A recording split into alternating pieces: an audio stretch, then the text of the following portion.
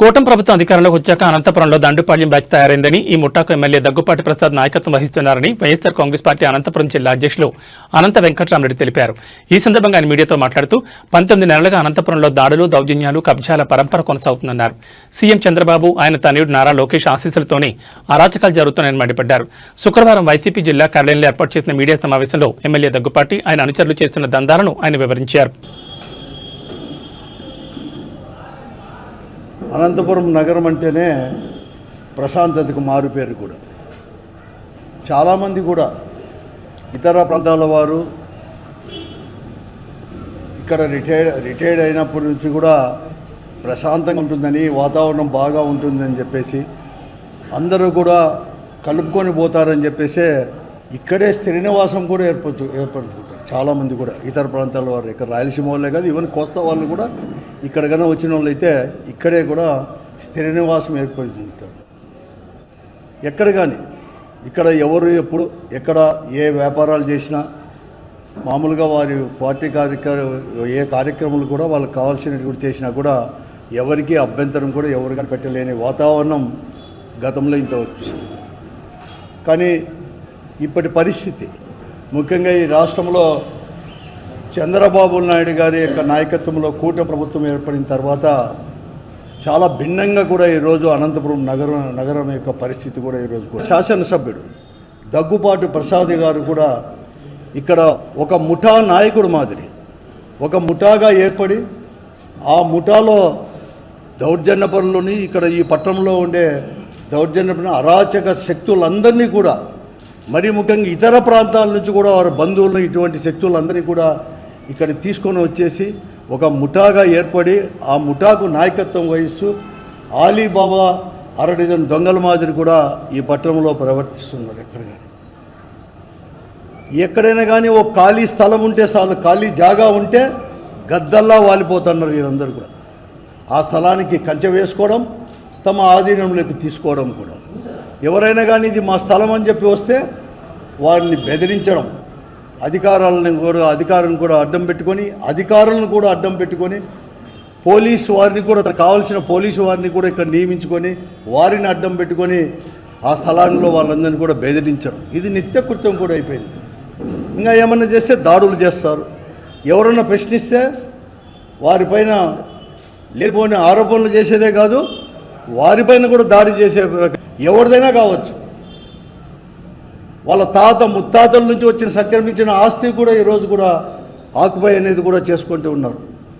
ఎటువంటి పరిస్థితి వచ్చిందంటే ఒక సినిమా థియేటర్లో ఒక సినిమా ఆడించాలన్నా, ఒక వ్యాపారం చేయాలన్నా, లేకపోతే ఒక మంచి షోరూమ్, ఈ బంగారు నగల యొక్క షోరూము ఏదైనా కానీ కొత్తది అనేది కూడా ప్రారంభించాలని చెప్పిన, లేకపోతే ఒక గుడ్డల షాప్ అనేది కూడా, పెద్ద షోరూమ్ అనేది కూడా ఏదైనా కానీ బ్రాండెడ్ ఉండే ఒక గుడ్డల షోరూమ్ కూడా ఏదైనా ప్రారంభించాలన్నా, ఒక ఇండస్ట్రీ ప్రారంభించాలన్నా ఇక్కడ వచ్చేసి ఈ ఎమ్మెల్యే గారితో లేకపోతే ఎమ్మెల్యే ఆఫీస్తో పర్మిషన్ తీసుకుంటూనే వారికి కొద్దో రొక్కం అనేది కూడా ముట్ట చెప్పుతేనే ఈరోజు వారు వ్యాపారాలు కూడా చేసుకోవడానికి, ఇవన్నీ కూడా చేసుకోవడానికి. ఇదే కాదు, ఈరోజు ఈ పట్టణంలో ఎప్పుడు కానీ ఇంత అభిమానంగా అనేది ఎప్పుడు లేదు. ఈరోజు ఎవరైనా కానీ ఈ అనంతపురం పట్టణంలో ఈ మున్సిపల్ కార్పొరేషన్ పరిధిలోనే కాదు, దాటనానికి సంబంధించినంత వరకు ఎప్పుడు కానీ ఇంత దౌర్భాగ్యంగా మాత్రం ఎప్పుడూ ప్రవర్తించలేదు ఎక్కడ కానీ. అటువంటి పరిస్థితులు ఈరోజు కూడా నెలకొని ఉన్నాయి. ఎందుకు నెలకొని ఉన్నాయంటే ఈరోజు ఎక్కడైనా కానీ పోలీస్ కంప్లైంట్ చేసిన యాక్షన్ అనేది కూడా లేదు. 19 నెలలు అయింది ఈ కూటమి ప్రభుత్వం ఏర్పడి. 19 నెలల నుంచి కూడా ఈరోజు అనేకమైన సమస్యలపైన, అనేకమైన సంఘటనలపైన కూడా పోలీసులు వచ్చారు. మొట్టమొదటగా నాకు తెలిసినంత వరకు, బహిరంగంగా తెలిసినంత వరకు, నారాయణపురంలో బుడుబుడుకులోది ఒక 5 ఎకరాల 70 సెంట్లో ఏమో, 5 ఎకరాల 70 సెంట్లో 5.5 ఎకరాలు వాళ్ళది తీసుకొని కూడా ఈరోజు కూడా మేమంతా కూడా రిజిస్ట్రేషన్ చేయించుకున్నామని చెప్పి కంచె వేసేది కూడా ఏమీ జరిగింది. పోలీస్ కంప్లైంట్ ఇచ్చారు, ఎక్కడ కానీ యాక్షన్, పోలీస్ అనేవారు ఎక్కడ కానీ యాక్షన్ అనేది కూడా తీసుకోలేకపోయారు. రెవెన్యూ డిపార్ట్మెంట్లో యాక్షన్ తీసుకోలేకపోయారు. ఆ తర్వాత వారికి భరత్ ఇన్ఛార్జ్ మంత్రి అయిన భరత్ యొక్క దగ్గర బంధువులు వైశ్యాస్, వారికి సంబంధించింది కూడా కక్కలపల్లి పొలంలో కూడా 3 ఎకరాలు పైబడి కూడా ఉంటే వారిది దౌర్జన్యంగా ఆక్యుపై చేశారు. మంత్రి గారు మంత్రి గారి దగ్గర పోయి మొరబెట్టుకున్నారు. ఇన్ఛార్జ్ మంత్రి ఏమో వారికి వచ్చేసి కలెక్టర్కి ఎస్పీకి చెప్పినా అంటాడు. దాని పరిస్థితి కూడా ఇంతవరకు కూడా ఉండిపోలేకపోయారు. అంతెందుకు వారి పార్టీకి సంబంధించిన వారే లింగాయత్ కార్పొరేషన్ చైర్మన్ స్వప్న గారు కావచ్చు, లేకుంటే వారికి ఒక ఫక్రుద్దీన్ అని చెప్పి ఏదో కొన్ని సంవత్సరాల నుంచి కూడా ప్రతి సంవత్సరం కూడా ఎగ్జిబిషన్ నడుపుకుంటే అతనికి ఆనవాయితీ కూడా ఎప్పుడు తీసుకొస్తారు. మేము ప్రజాప్రతినిధులుగా ఉన్నప్పుడు కూడా వారు నడుపుకుంటారు. ఎవరు నడుపుకుంటారో మాకు పేరు కూడా తెలియదు. వారి పార్టీకి సంబంధించిన వారేంట, వారు కూడా ముడుపులు లేదని వారిపైన దౌర్జన్యం. అంతేందుకు నేను కనీసం వారు ఇక్కడ మద్య వ్యాపారం చేయాలని కూడా వాళ్ళు పర్మిషన్ తీసుకొని రావాలి. వారికి నెల కూడా వాళ్ళకి లాటరీలో తగిలినా వారి వ్యాపారం నడుపుకుని నెలకు ముడుపులు అనేది కూడా ఇవ్వాలి. లేకుంటే వారిపైన కూడా దాడులు చేసేది. కడకు వాళ్ళ పార్టీకి చెందిన వెంకటరమణ అనే దానిపైన కూడా ఏకంగా కూడా దాడే కాదు, నిప్పు పెట్టే పరిస్థితి, కాల్చేంత వరకు కూడా పరిస్థితి కూడా ఈ జిల్లా కేంద్రంలోనే ఈరోజు జరిగిన పరిస్థితులు ఇవన్నీ కూడా ఉన్నాయి. కానీ ఎక్కడ కానీ వాళ్ళపైన ఇంతవరకు తెగజారిందంటే ఈ అధికారులు కావచ్చు, ఎస్పీ గారు కానీ, డిఎస్పీ గారు కానీ, లేకపోతే డిఐజీ గారు కానీ, ప్రముఖ ఎవరైతే దీనికి కారకులవుతారో, ఎవరైతే నాయకత్వం వహిస్తారో ఆ నాయకత్వంలో కూడా చోటు చేసుకున్న దాన్ని కూడా మేము చెప్తా ఉన్నాం. ఈరోజు ఎవరన్నా ప్రశ్నిస్తే వారిపైన దాడులు, అధికారులను కూడా విడిచిపెట్టుకోకుండా దాడులు అందరు కూడా. ఈరోజు కూడా నేను చెప్తా ఉన్నాను. ఈరోజు కూడా నేను ఒకటే చంద్రబాబు నాయుడు గారికి చెప్తున్నాను.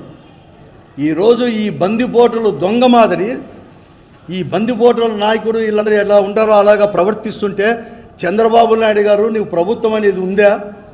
అసలు నువ్వు చూస్తూ ఉండవా? నీ ఇంటెలిజెన్స్ ఏమైంది? లేకపోతే ఈ జిల్లాలో ఉండే మిగతా ప్రజాప్రతినిధులు కానీ, లేకపోతే మంత్రులు కానీ ఇక్కడ జరుగుతున్న విషయాలు నీకు చెప్పలేదా చంద్రబాబు నాయుడు గారు? లేకపోతే వారు చెప్తా ఉన్నట్టుగా నీకు అన్నీ తెలిసే నువ్వు ఒకటి నటిస్తూ ఉండవా? చెప్పండి చంద్రబాబు నాయుడు గారు. నువ్వేమో చెప్తావు కలెక్టర్ల మీటింగులో, ఎస్పీల మీటింగులో లా అండ్ ఆర్డర్ మెయింటైన్ చేయండి, గట్టిగా మీరు ప్రవర్తించండి అని చెప్తావు. ఇంకా కూడా మీరు ఎక్కడ చూసినా మీటింగులో, బహిరంగ మీటింగులో చెప్తావు. ఎవరైనా కానీ లా అండ్ ఆర్డర్కు ప్రాబ్లం అనేది కలిగిస్తే, విఘాతం కలిగిస్తే కూడా పక్కకు వాళ్ళే పంపించారు, పోలీసు వాళ్ళే పంపించారు.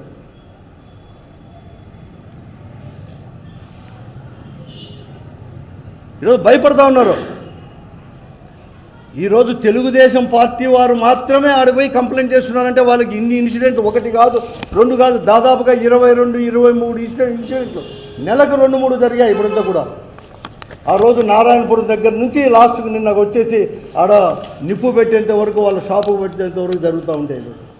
కడకు అరటికాయలు అమ్మే ఒక నారాయణ రెడ్డిని రుద్రంపేటకు చెందిన సంబంధించిన వారు అక్కడుండే గోడౌన్ వాళ్ళకి హ్యాండ్ ఓవర్ చేయలేదని వారిపైన దాడి చేసిన ఇంతవరకు కేసు కూడా రిజిస్టర్ చేసుకోలేని పరిస్థితి ఈరోజు కూడా ఉంది. ఈరోజు మీ నాయకులు, మీ కార్పొరేషన్ చైర్మన్లు మీకు 20 ఏళ్ళ నుంచి 30 ఏళ్ళ నుంచి తెలుగుదేశం పార్టీ నాయకులు అని చెప్పుకునే వారి పరిస్థితే ఇలా ఉంటే సామాన్యుల పరిస్థితి ఎలా ఉందో అర్థం చేసుకో చంద్రబాబు నాయుడు గారు అని చెప్పి నేను అడుగుతా ఉన్నాను. లేదు, భయపడే పరిస్థితి కూడా ఈరోజు కూడా ఉంది. తెలుగుదేశం పార్టీ వాళ్ళే కాదు, ప్రతి ఒక్కరు కూడా. ఈరోజు నేను చెప్తా ఉన్నాను, నేను అనంతపురం నగర ప్రజలందరికీ నేను చెప్తా ఉన్నాను, ఎవరు భయపడొద్దండి. ఈ పొద్దు కొద్ది మంది మాత్రమే కంప్లైంట్ ఇచ్చిండవచ్చు, బహిరంగ మాట్లాడుకుండవచ్చు, మీ ఆస్తులు ఎక్కడ ఏముండాయో అని చెప్పేసి కూడా ఎక్కడ ఎవరైనా కానీ ఆక్యుపై చేసినా, మీ వ్యాపారాలకు ఎవరైనా కానీ ఈ అధికార పార్టీ వాళ్ళ ముసుగులో అడ్డం ఎవరైనా చెప్పినా కూడా వెంటనే కూడా మాకు చెప్పండి. ఒక వైఎస్ఆర్ కాంగ్రెస్ పార్టీనే కాదు, ఈరోజు ఈ శాంతి కోరుకునేవారు, ఒక ప్రశాంతత కోరుకునే ఉండే అన్ని రాజకీయ పార్టీల నాయకులు కానీ, అన్ని రాజకీయ పార్టీలు కానీ, అన్ని ప్రజా సంఘాల నాయకులు కానీ అందరూ కూడా అండగా ఉంటారు. మాకు మొదటి కర్తవ్యం ఈ టౌన్లో మళ్ళా కూడా ప్రశాంత వాతావరణం తీసుకొని రావడం అనే దానికి కూడా ముందుకు పోతామని చెప్పేసి కూడా అందరినీ కలుపుకొని పోతామని చెప్పేసి కూడా చేస్తాం. ఎవరు కానీ ఈ పాలేగాళ్ళకి ఎవరు ఏదో కేవలం వాళ్ళ అనుచరులు మాత్రమే కాదు, వాళ్ళ ముఠా నాయకుడు శాసనసభ్యుడు ఎవరైతే స్థానిక శాసనసభ్యుడు ఉన్నాడో అతని పైన కూడా ప్రత్యక్షంగా కూడా నిన్న ఎవరికైతే నిప్పు పెట్టారో ఆ షాపు ఓనర్ కావచ్చు, లేకపోతే స్వప్న గారు కావని లేకుంటే ఇదే వాళ్ళతో కూడా ఆయనే మాట్లాడినట్లు కూడా వాళ్ళు చెప్పినట్లు కూడా కంప్లైంట్ కూడా ఇవ్వడం జరిగింది, ఆ ఫక్రుద్దీన్ కానీ అంతా కానీ. కాబట్టి వారిపైన కూడా పెట్టి తగిన చర్యలు వెంటనే కూడా చేసి చర్యలు తీసుకోవాలి అని చెప్పేసి కూడా కఠినంగా కూడా శిక్షించాలి, వాతావరణం మళ్ళీ మొదటి వాతావరణం తీసుకొని రావాలని చెప్పేసి కూడా పోలీస్ అధికారులకు కూడా మనం చేస్తాం.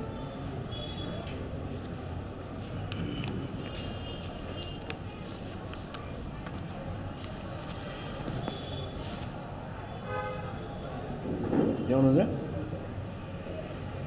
ఏం లేదు కదా.